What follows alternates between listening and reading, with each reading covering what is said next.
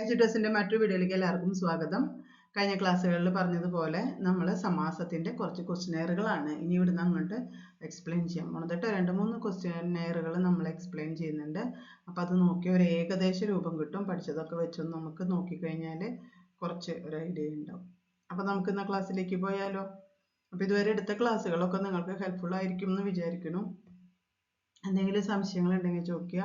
ഇത് കഴിഞ്ഞാൽ ഞാൻ സന്ധിയുടെ ക്ലാസ്സും എടുക്കാം കേട്ടോ. സന്ധിയെക്കുറിച്ച് ഒരു കുട്ടി ആവശ്യപ്പെട്ടിട്ടുണ്ടായിരുന്നു, അപ്പോൾ ചെയ്യാം.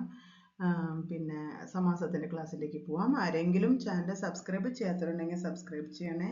സബ്സ്ക്രൈബ് ചെയ്യുക, ലൈക്ക് ചെയ്യുക, ഷെയർ ചെയ്യുക, ഞങ്ങളെ സപ്പോർട്ട് ചെയ്യുക. ഓക്കെ, അപ്പോൾ നമുക്കിന്ന് ക്ലാസ്സിലേക്ക് പോയല്ലോ. അപ്പോൾ ക്വസ്റ്റ്യനെയറുകളാണ്, അപ്പോൾ ക്വസ്റ്റ്യനും ആൻസറും ഉണ്ട്. അപ്പോൾ അത് നമുക്ക് എക്സ്പ്ലെയിൻ ചെയ്യാം. ഓക്കെ, നോക്കാം. ഓക്കെ,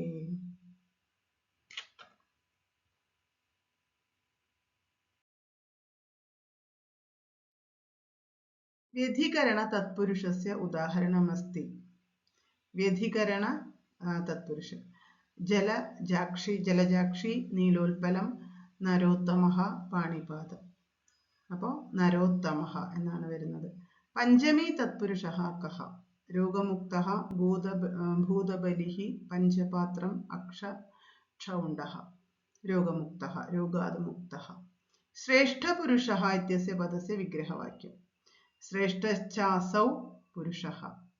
അതാണ് ശ്രേഷ്ഠപുരുഷഃ എന്നുള്ളതിന്റെ വിഗ്രഹവാക്യം. ഓക്കെ, അടുത്തത് രാജപുരുഷഃ ഇത്യത്ര കഃ സമാസഃ? തത്പുരുഷ സമാസഃ.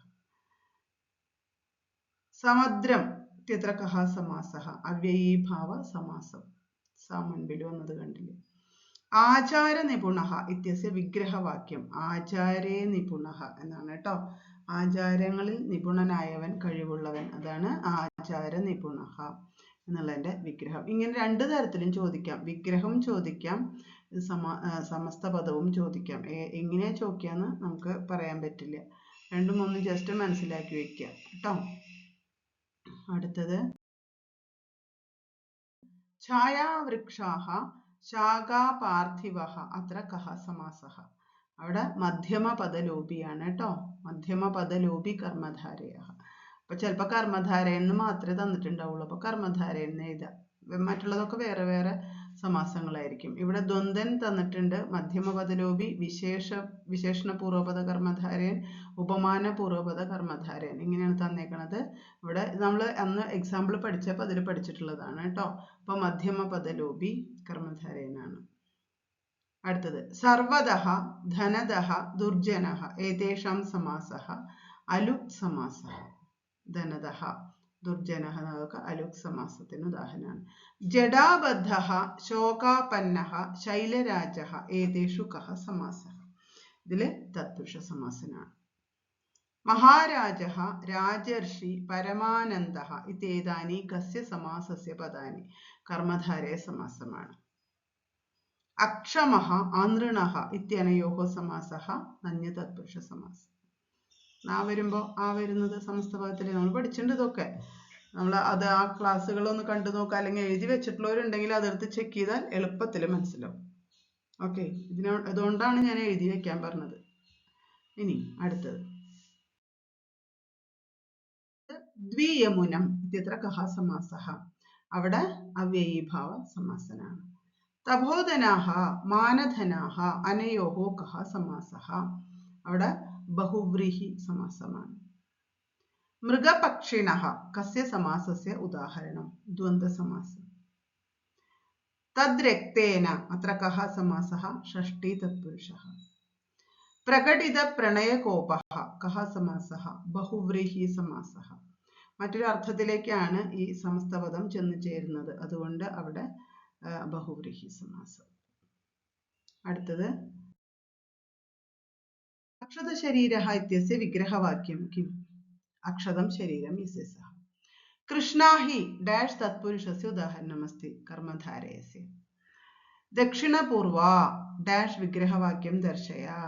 ദക്ഷിണസ്യാശ്ച പൂർവസ്യാശ്ച ദിശയോർയദന്തരാളം സാ. അങ്ങനെയാണ് അതിന്റെ വിഗ്രഹപദം വരുന്നത്. ഗജസിംഹം അസ്യ വിഗ്രഹവാക്യം. ഗജസിംഹം എന്താണ്? ഗജാനാം സിംഹാനാം ച സമാഹാരഃ. ഗജാനാം സിംഹാനാം സമാഹാരഃ എന്നാണ് ഗജസിംഹം എന്നുള്ള വാക്ക് വരുന്നത്. അടുത്തത് മുഖചന്ദ്രഃ, വിദ്യാധനം, വചനാമൃതം ഏതേഷു കഃ സമാസഃ. ഇതിൽ ഉപമാന പൂർവപദ കർമ്മധാരയനാണ്. അടുത്തത് അതിഹിമം ഇത്യത്ര വിഗ്രഹം അതീതം ഹിമം എന്നാണ്. അതിഹിമം എന്നുള്ളതിൻ്റെ.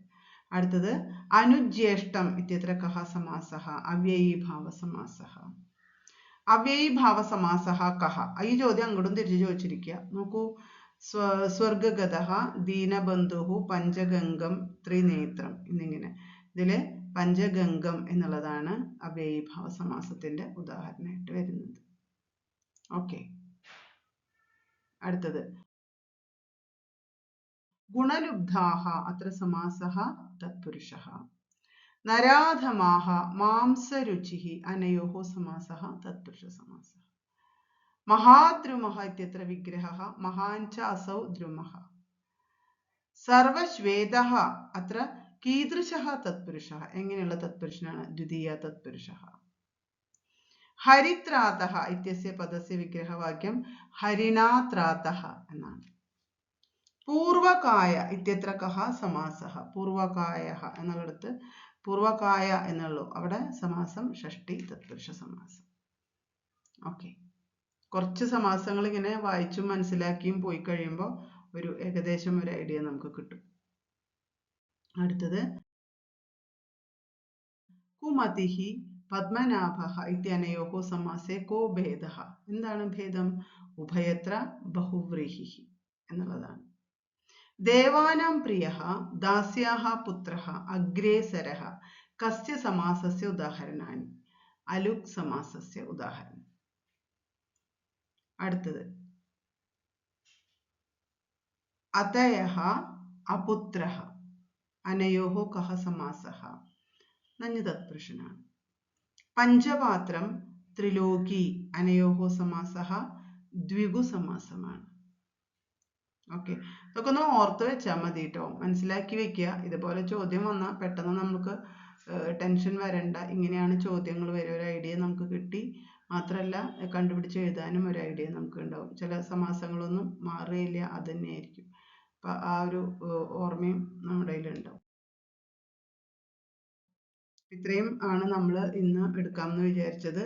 അപ്പം എല്ലാവരും സമാസങ്ങളോടൊന്ന് കടന്നു പോവുക. ഇതുപോലത്തെ കുറച്ചധികം ക്വസ്റ്റ്യൻസ് ഉണ്ട്, ഒരു 200ഓളം ക്വസ്റ്റ്യൻസ് ഉണ്ട്. അപ്പം എല്ലാം ഞാൻ നിങ്ങൾക്ക് വേണ്ടി വായിച്ച് തരാം. അപ്പോൾ ഒരു ഹെൽപ്പ് ആവുമെന്ന് വിചാരിക്കുന്നു. അത്രയും ക്വസ്റ്റ്യൻസും ആ പാറ്റേണും ഒക്കെ നമുക്ക് മനസ്സിലാവുമല്ലോ.